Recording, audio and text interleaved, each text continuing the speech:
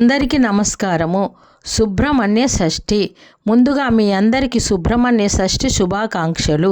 మనకి ఎంతో ప్రాధాన్యత ఉండే ముఖ్యమైన పండుగనే చెప్పవచ్చు. మార్గశిర మాసంలో షష్ఠి తిథి అంటే 6వ తిథి రోజు చేసుకునే సుబ్రహ్మణ్య షష్ఠి.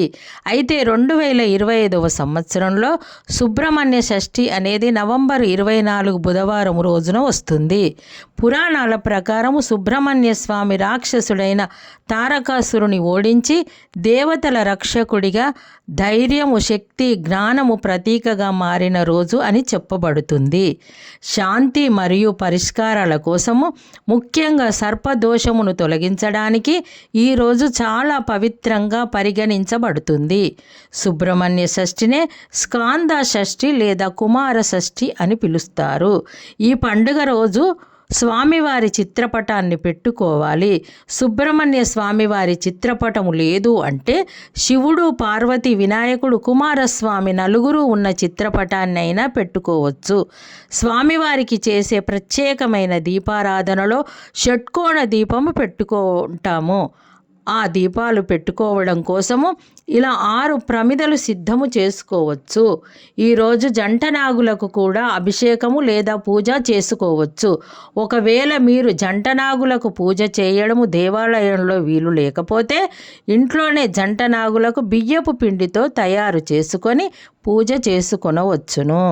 షష్ఠీ తిథి నవంబర్ 25వ తారీఖు మంగళవారము సాయంత్రము 6:50 మొదలై 26వ తారీఖు రాత్రి 7:14 వరకు బుధవారము నాడు షష్ఠీ తిథి ఉంది.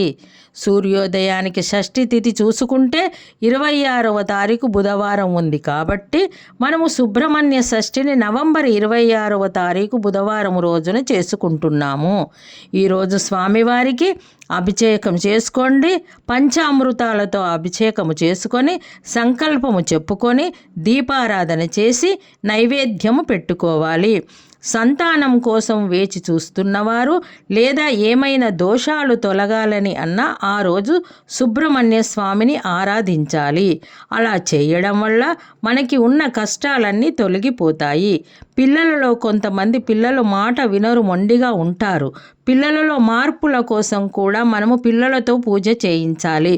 ఉదయాన్నే స్నానము చేయించి కొత్త దుస్తులు ధరించి సుబ్రహ్మణ్య మంత్రము ఓం శరవణ భవాయ నమః, ఓం శరవణ భవాయ నమః అనుకుంటూ 5 సార్లు లేదా 11 సార్లు చెప్పించాలి. అలాగే దీపారాధన మరియు అభిషేకము చేయించాలి.